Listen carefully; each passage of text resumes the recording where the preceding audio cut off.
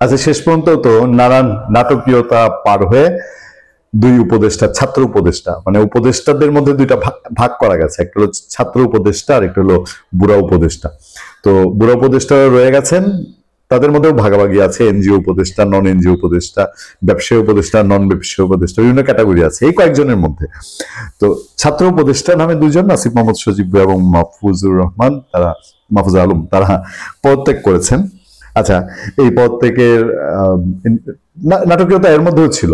আসিফ মোহাম্মদ সজীব ভাইয়া press conference করেছেন, সেখানে তিনি বলেন নাই, বলেছে প্রধান উপদেষ্টা দপ্তর থেকে জানাবে, এবং জানা গেছে প্রধান উপদেষ্টা দপ্তর থেকে প্রেস কনফারেন্স করেও জানানো হয়েছে যে এই দুই ছাত্র উপদেষ্টা তারা দুজন পদত্যাগ করেছেন, মাহফুজ আলম এবং আসিফ মোহাম্মদ সজীব ভাইয়া। সেখানে প্রধান উপদেষ্টা ডক্টর মোহাম্মদ ইউনূস কিছু কথা বলেছেন। আমার মনে হয়েছে যে এই কথাগুলো তিনি যে বলেছেন, এই কথাগুলো নিয়ে আমাদের দুটা কথা বলা দরকার। আপনারা একটু খেয়াল করে দেখবেন। হ্যাঁ, প্রধান উপদেষ্টার প্রেস উইং থেকে পাঠানো এক সংবাদ বিজ্ঞপ্তিতে জানানো হয়, জুলাই গণঅভ্যুত্থানে সম্মুখ সারি থেকে নেতৃত্ব দেয়া এই দুই ছাত্র নেতার পদত্যাগপত্র গ্রহণের পর প্রধান উপদেষ্টা তাদের ভবিষ্যৎ জীবনের মঙ্গল কামনা করে বলেন, অভ্যুত্থানে নেতৃত্ব দিয়ে তোমরা যেভাবে জাতিকে ফ্যাসিবাদী শাসন থেকে মুক্তির পথে অবদান রেখেছ তা জাতি মনে রাখবে। আমি বিশ্বাস করি ভবিষ্যতেও গণতান্ত্রিক উত্তরণ বিকাশে তোমরা একইভাবে সক্রিয় ভূমিকা রাখবে। দুইটা ধাপ, একটা হলো 24-এর 5 আগস্টের আগে গেছেন ডক্টর মোহাম্মদ ইউনূস। আমি এই দুইটা জায়গাতে আপনাদেরকে একটু বলতে চাই, এবং আরো একটা ইম্পর্টেন্ট দিক আছে সেই জায়গাতে প্রধান উপদেষ্টার এই যে সার্টিফিকেট।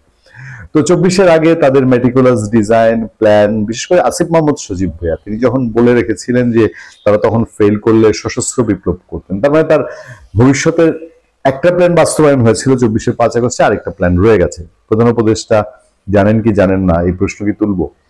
আচ্ছা, তাহলে সেইখানে তারা সফল হয়েছিল, শেখ হাসিনাকে ফেলেছে, এটার জন্য জাতি মনে রাখবে। আর ভবিষ্যতের সফলতা, সেই ভবিষ্যতের সফলতা কি? এমপি হওয়া? নিশ্চয়ই না, তার চেয়ে বড় কিছু। প্রধান উপদেষ্টা ডক্টর মোহাম্মদ নিশ্চিত তাদের সেই সব জানেন বলে তাদেরকে মূল্যায়ন করেছেন।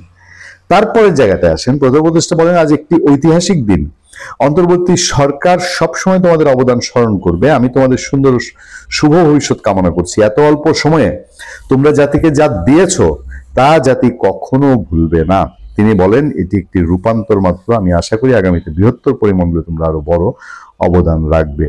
নিজেদের কর্মের মাধ্যমে দেশের মঙ্গলে নিয়োজিত থাকার আহ্বান জানিয়ে দুই ছাত্র নেতা উদ্দেশ্যে প্রধান উপদেষ্টা বলেন, সরকারের থেকে, আমি এই জায়গাটায় আপনাদের দৃষ্টি আকর্ষণ করছি, সরকারের থেকে যে অভিজ্ঞতা তোমরা অর্জন করেছো তা ভবিষ্যৎ জীবনে অবশ্যই কাজে লাগাতে হবে। মাহফুজ আলমরা আমি একটু ছাড় দিতে চাই, কারণ যেভাবে নামটা আসছে আসিফ মোহাম্মদ সজীব ভাইয়া, সেটা মাহফুজ আলমের আসে।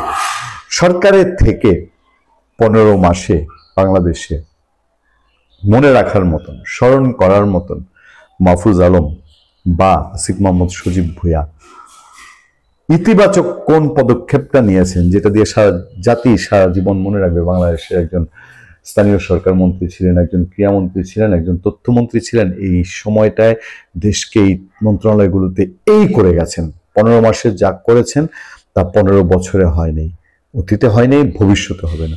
বলেন দেখি, এই টাইপের ইতিবাচক পদক্ষেপ আপনার আমার চোখে পড়ে, পত্র পত্রিকা জাতীয়ভাবে আন্তর্জাতিকভাবে আলোচিত হয়েছে বা স্বীকৃতি পেয়েছে, তাদের আন্ডারে যে মন্ত্রণালয়গুলো ছিল, আমি শুধু এইটুক বলবো আছে নাকি যে মনে রাখার মতন এমন এমন অনেক ঘটনা ঘটেছে, যে ঘটনাগুলো একটা মানুষকে ভালোভাবে ইতিহাস মনে রাখায় না। আমি এটুক নিশ্চিত করে বলতে পারি, আসিফ মোহাম্মদ সজীব এবং মাহফুজ আলম প্রধান উপদেষ্টা যেটা বললেন না, যে 24-এর তাদের অবদান, তারপরে গত 15 মাসের অবদান এবং ভবিষ্যতে কি হবে, এগুলো নিয়ে ইতিহাসে স্টাডি হবে, যে একটা জেনারেশন, টোটাল জেনারেশনের দুইটা মানুষ কি হয়ে গেলে পরে একটা দেশে আজকে যে অবস্থা, মানে এই দুইটা মানুষ কোন কমিউনিটির নেতা হলে পরে, ইতিহাসে এগুলো স্টাডি হবে, ইতিহাসে গবেষণা হবে, রাষ্ট্রবিজ্ঞান সমাজ বিজ্ঞান এগুলো নিয়ে গবেষণা হবে। তারা কি কি করেছে আমি সেগুলোতে যেতে চাই না। পত্রপত্রিকা যদি ঘাটেন, আমলনামা যদি ঘাটেন, সেই আমলনামায় কি কি দাঁড়ায়, আমি যদি শুধু এই প্রশ্নটা আপনাদের প্রতি রাখি, যে এই দুই উপদেষ্টা যেই কিছুদিন দায়িত্ব পালন করেছেন, সেই কিছুদিনে আপনারা স্বস্তির ভাবে কেউ একজনকে প্রশ্ন করে উত্তর পাবেন যে এই দুজন উপদেষ্টা আমাদের দেশে এমন কিছু মহৎ দিয়ে গেছেন? প্রশ্ন তো এখন সামনে একটা প্রশ্ন হচ্ছে, এই যে দুজন পদত্যাগ করলেন, ইলেকশনটা কোথায় করবেন? ইলেকশন না করতে হলে তো তারা পদত্যাগ করতেন না, ইলেকশন করবেন দেখি তো। যাক, রাশেদ খান বলছে বা আলাপ সালাপ হচ্ছে, শেষ পর্যন্ত গণ অধিকার পরিষদে নাকি যাবে আসিফ মোহাম্মদ সজীব ভুঁইয়া, মাহফুজ আলমের কথা শোনা যায় বিএনপিতে যাবে। আমি জানতে চেয়েছিলাম তার জন্য কোন পোস্ট, মানে উপদেষ্টা আসিফ মাহমুদ ও মাহফুজ আলম কি সফলতা দেখিয়েছে? নাকি তার নিজের এলাকা সেইখানে বা নিজের পিতৃভূমি সেখানে তাকে হয়তো কমিট করা হবে। সেরকম যদি হয় তো প্রশ্ন উঠেই যে তাহলে কি অলরেডি আগের থেকে অ্যারেঞ্জ ভাগ বাটোয়ারার কোনো নির্বাচনের দিকে যাচ্ছে এবারও দেশ। ভালো থাকবেন, সুস্থ থাকবেন। আপনার সাথে আমি আতিক রহমান, পূর্ণিয়া।